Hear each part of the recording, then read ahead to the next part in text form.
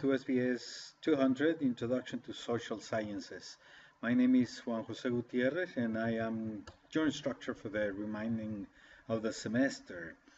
I am going to introduce with this video the concept of religion from a social scientific point of view. And as you know, I'm a cultural anthropologist, so it'll be heavily handed into perspectives of anthropologists.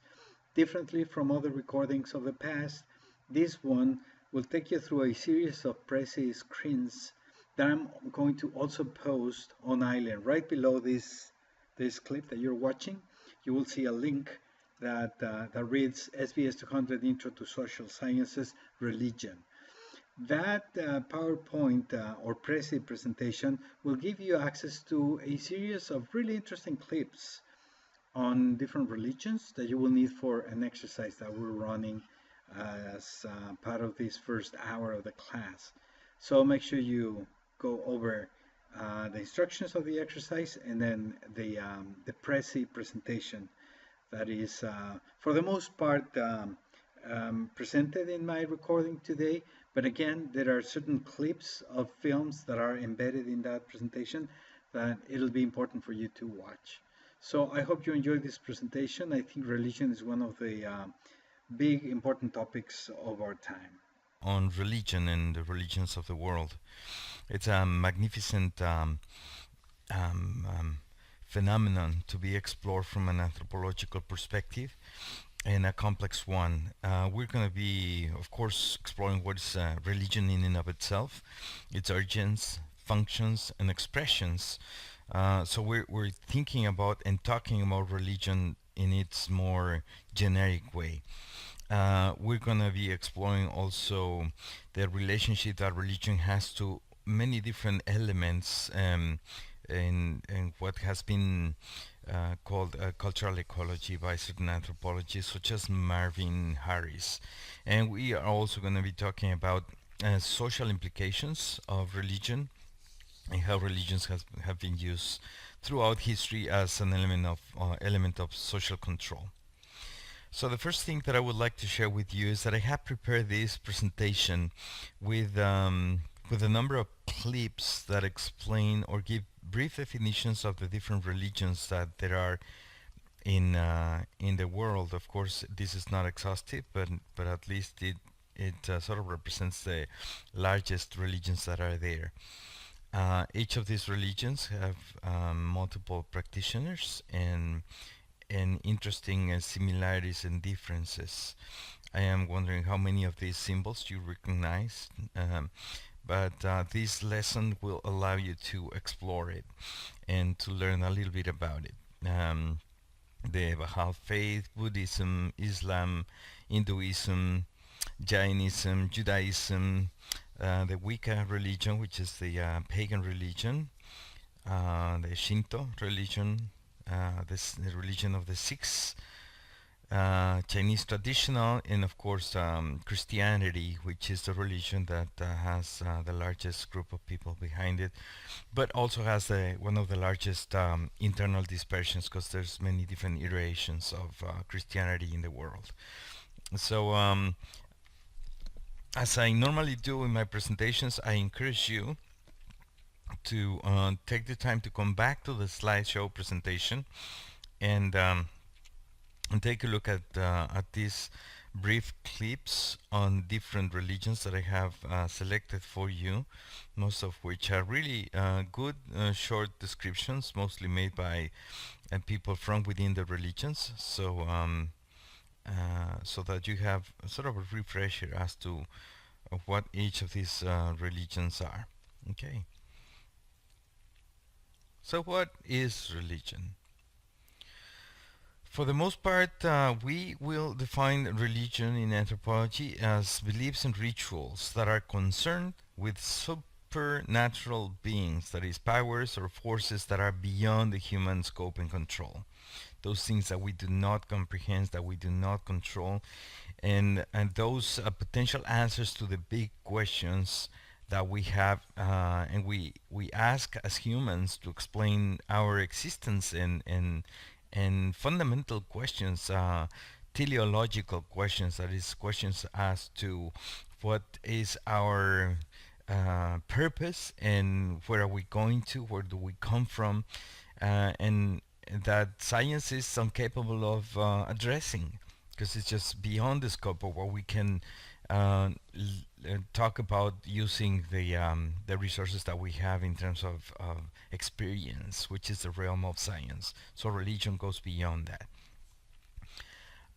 There's different definitions that we have had by sociologists and anthropologists throughout time. For example, um, Durkheim and Weber were really interested in the phenomenology, that is the expression of the religion's experience, and how this experience actually had a major impact on the organization of not just the small cultural groups, but large societies and larger cultural groups.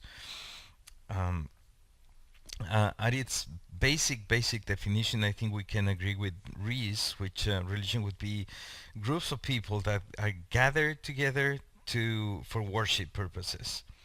Um, it, as Turner defines it, it is created around an intense sense of communal spirit, the things that we share with others in a spiritual sense.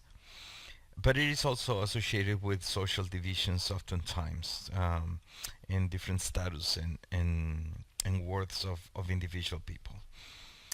Think, for example, in the to give you an example, in the Catholic religion, you have different types of Catholics. There's the Pope, there's the priest, there's bishops, there's um, secular people, and each one has a role to play within the larger scheme of things, and that happens in every single religion.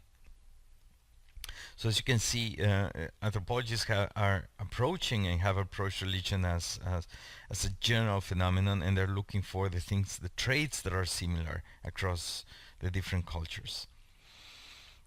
Taylor is interesting in which he sees religion as evolving through different stages, and religion as a human event and phenomenon.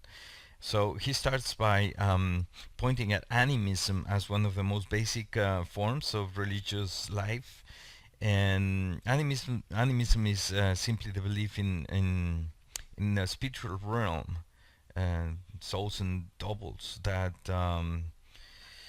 ultimately derive from this need that we have to explain um, elements that are beyond our daily experience, dreams, and other phenomena.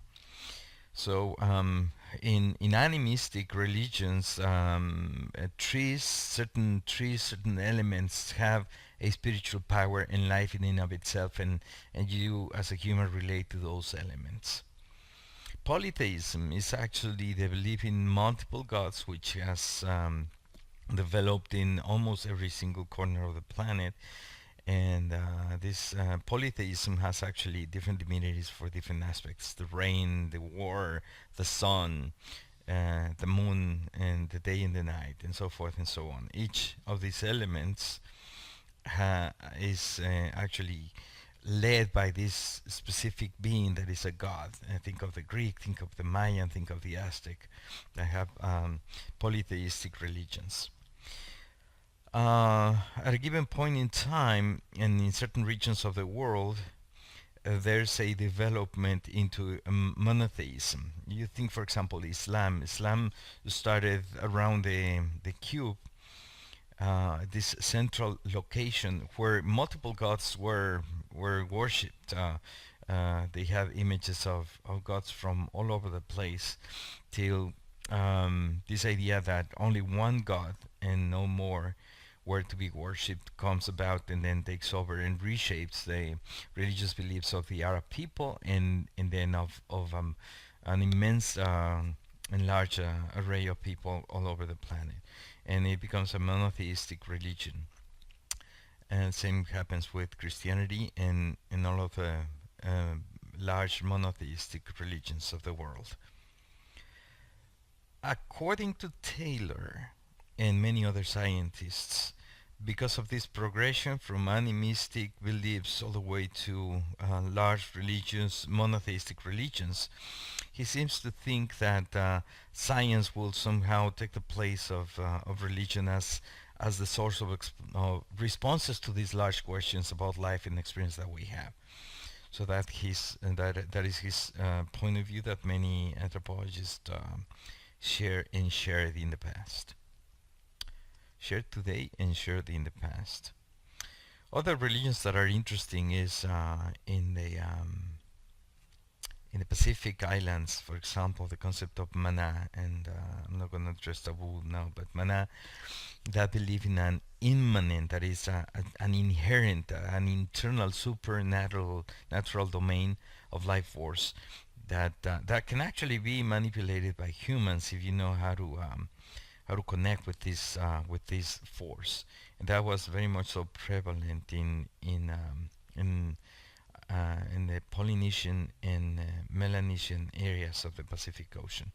So really interesting religious concept that we're probably not as familiar as with others. So it's very well developed in the book. I hope you're taking the time to explore that with care, because it's really interesting, and I'm positive that many of you are not familiar with some of these concepts. Now, magic and religion come together and have been together for a long time and continue to be together. So magic is more about techniques. It's about manipulating and using those ominous forces that are there, and you control that because you have specific aims. It can be good magic and black magic, which is one intended to hurt and one intended to heal or to support. And magic happens in every single culture, and it has happened in every single culture, and it's usually tied somewhat related to cultural and religious beliefs.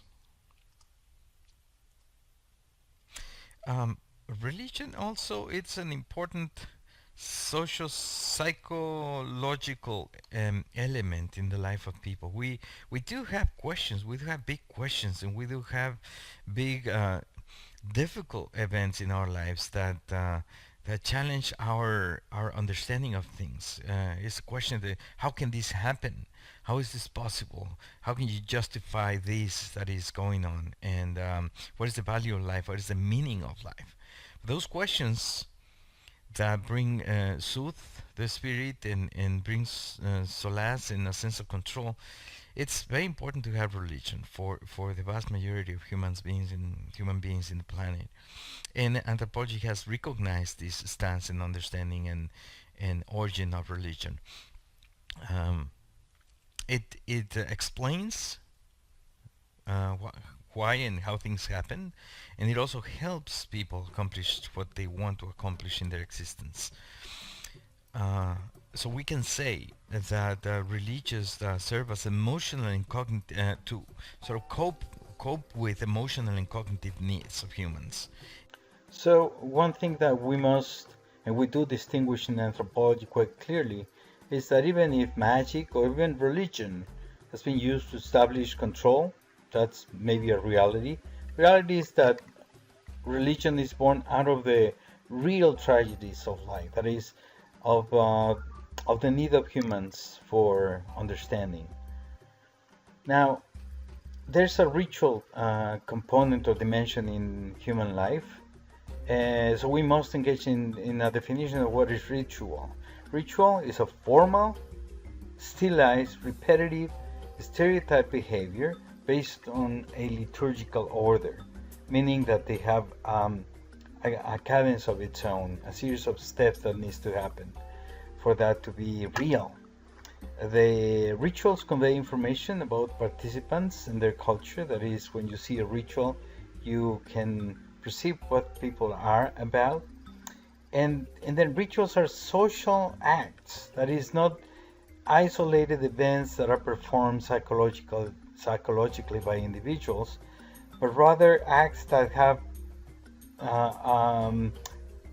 meaning that is full because they are actually enacted in public. So it's not individually performed acts, but public acts. and in that sense they are social acts.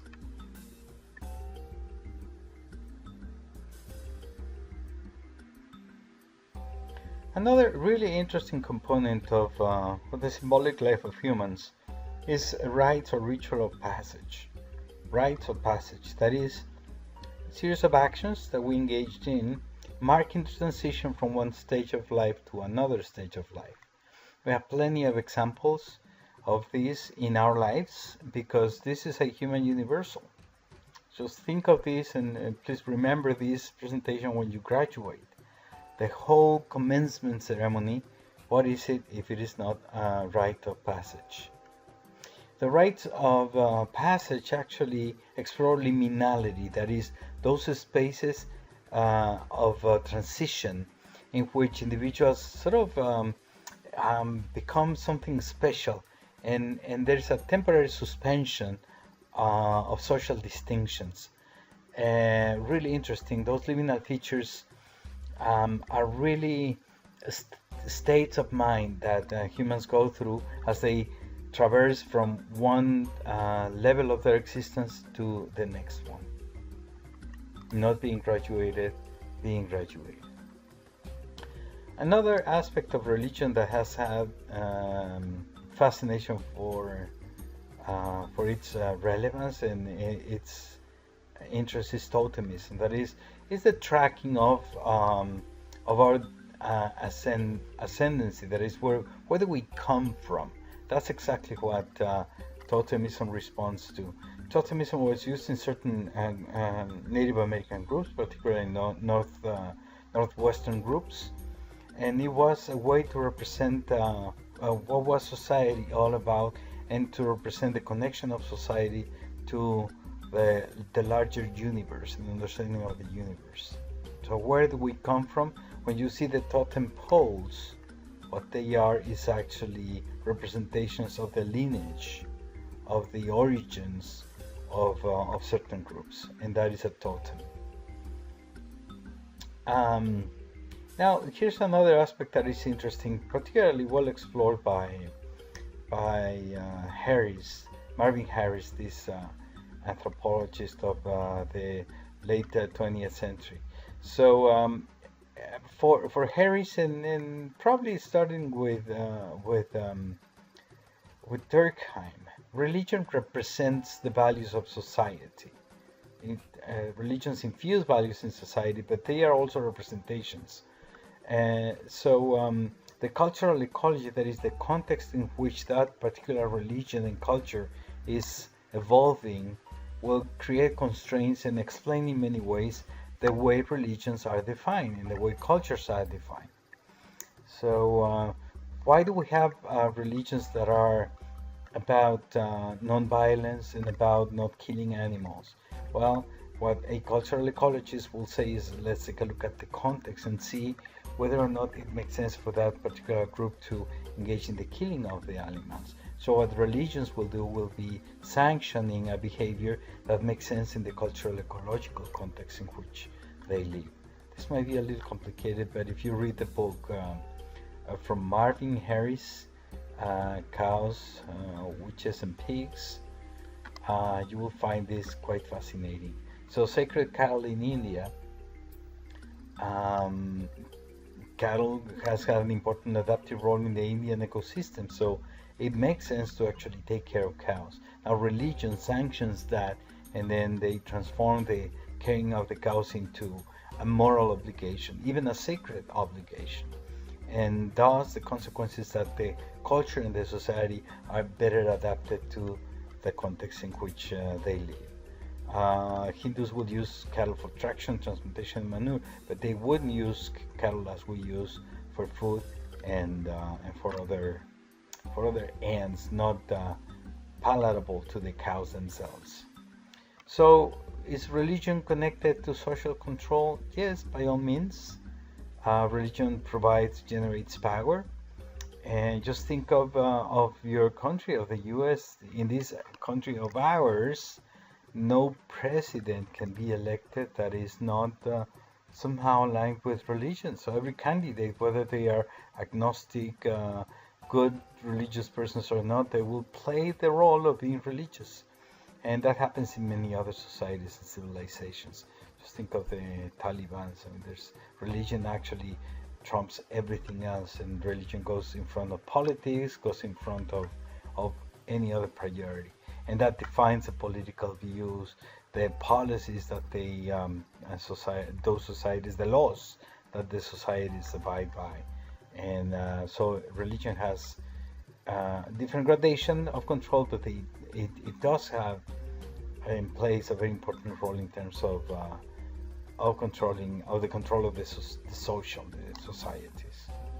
I would say that that's an interesting aspect and dimension of religion and culture that requires our attention. So moving right along, so social control. Religion has been in many societies and historical cases that are plenty of those cases to show for. There are different kinds of religions, but the one thing that we must remember is that religion is a cultural universal. That is, it's present in all societies in one way or another, but they have different representations in different societies. You go from shamanic religions, which you have the shamans, which is the sort of the priests with part-time dealing with magic and part-time dealing with religion.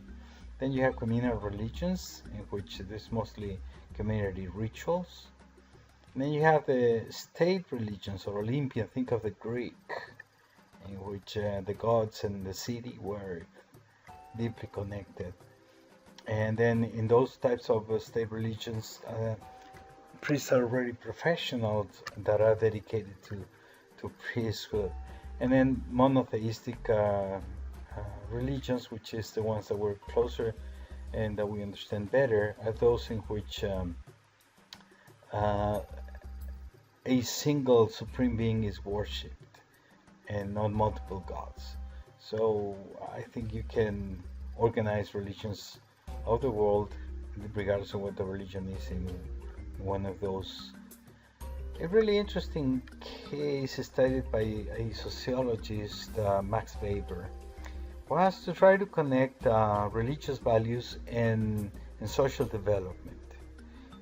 He asked a really fascinating question, that is, what is the relationship between the spread of capitalism, particularly into the New World, in the US and more specifically, and values that are central to the Protestant ethic and faith?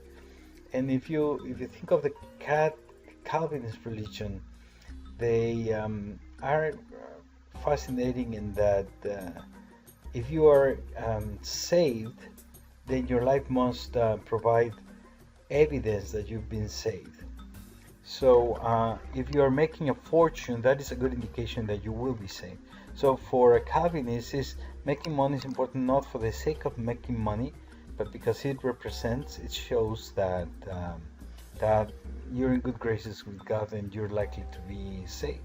So those values of your faith sort of create an entrepreneurial and future-oriented perspective that are phenomenal for a capitalistic endeavor.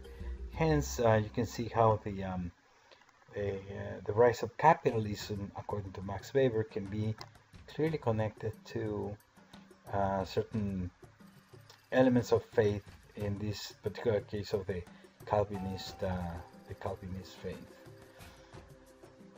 So he actually compares how the Calvinistic religion of Northern Europe contrasts when you compare that to the Catholic, more peasant-like societies that were present in Southern Europe, and how those two areas of Europe had a very different economic outlook. The Protestantism leading to a more vibrant economic, capitalistic economic development, and the Catholic rural peasantry of the South, less inclined to produce robust economies as the ones that you saw emerging in Europe in the late 18th and 19th centuries. As food for thought, there's been all kinds of questionings to this theory, but it's nonetheless quite interesting, these types of questions. So nowadays what we have in the world is large religions, Christianity, Islam, all of which are fascinating views of the spiritual.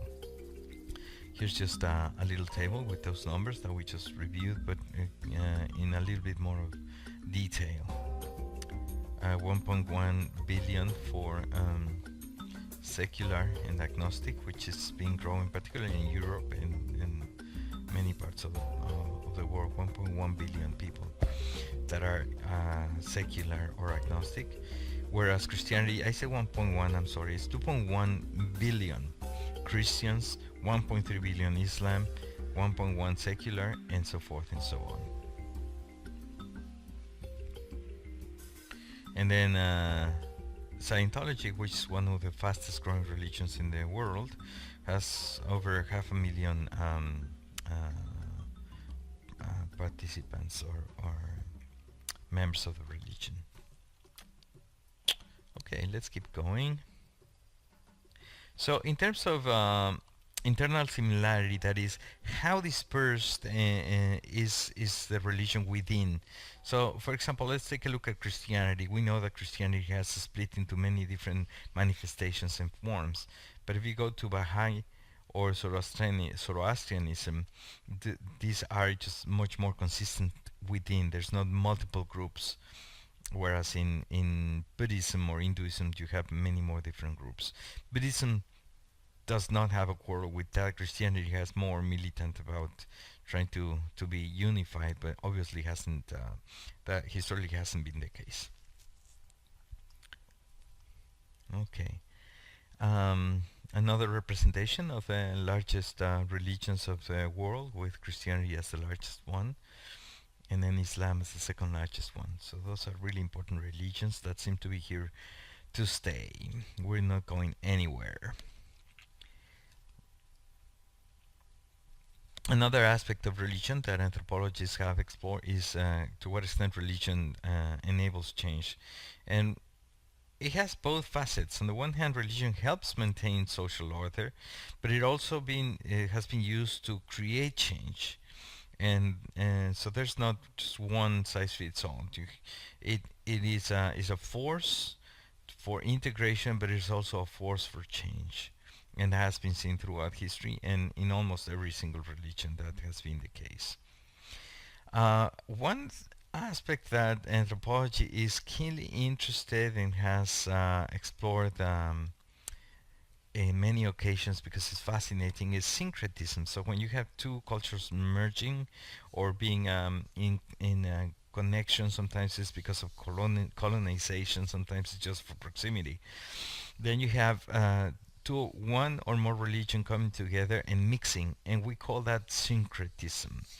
In Mesoamerica, you have to this date many aspects of the Catholic faith in Mexico can and should be considered syncretic, in the sense that you can trace back certain components and manifestations to pre-Hispanic America and pre-Hispanic Mesoamerica in this particular case, and just to see how the old ways have continued and are present. And it's just fascinating to explore. Is something that we have seen quite a bit in Mexico, and it's important taking into consideration syncretism. Anti-modernism and fundamentalism comes in all different flavors, but it happens in every religion and at different moments. In Christianity, is going back to the origins of Christianity to make it purer and better. And but it has happened in Islam and in most religions. All right. Now, it seems to be a tendency in recent times to secularism, that is, to a movement an expansion of having people that are more skeptical about religions and that are finding ways of living their lives in addressing the big questions of life without necessarily having to come to a religious organization or form to do that. I don't know if you were to ask me this question 30 years ago, I would have said yes. The world is becoming more and more secular, but I don't think the data supports that today. And I think, despite the expansion of scientific knowledge and the expansion of the secularist movement, which has indeed expanded, but I don't think is becoming the norm in the human experience. I think humans will continue to being religious as long as we're human. Um, and I don't know what's the implication, but I just seem to think that is going to be the case. Being myself, in full disclosure, more of an agnostic person than not of Catholic. I was raised Catholic, but I don't think that necessarily my own experience is the one that will apply to the rest of the world. And I think the evidence shows that people remain to be religious, and that religion has an important, very important role to play in the life of humans and the foreseeable, or for the rest of the time that we're going to be in the planet, whatever that is. That's kind of my personal take on it, just to share something with you. The U.S. is an interesting case of a national space in terms of how it relates to religion. It's very unique because most people came to the U.S. From Europe, escaping persecution and religious intolerance. The laws that generated the origin of this nation actually give a special recognition to religion without making of religion a part of the governmental structure of the country, which is really interesting and neat. I'm sure you have you know this, but it's an important aspect to be given consideration, and as because it is very relevant and interesting to know. It's not the same case in all countries. I can tell you that because I come from and I'm familiar with other countries. But because, as I just said before, the number of people that are secular continue to grow. There's one thing that is interesting, not because people are secular or non-religious, it means that they don't need rituals to mark their lives and they don't have questions. So more and more you're going to find secular rituals, that is, ways in which we have patterns of behavior to signify changes in our status and life, and it's just a growing event that is important and interesting for anthropologists to explore and understand. I have a table here and in your book, and that shows the religious composition of the population in the US and Canada. Interesting numbers, not the same, but because Canada has the influence. I'm sorry, has the influence of France more than the U.S. There's the Catholic population is way higher in Canada than in the States. All right. This is an FYI. Sorry for the continued coming and going. Okay, so I think I'm gonna leave it at that. And again, I want to encourage you to come back and take a look at these clips that I have selected for you as you explore religion and the meaning of religion in the context of the human experience. All right, see you next week.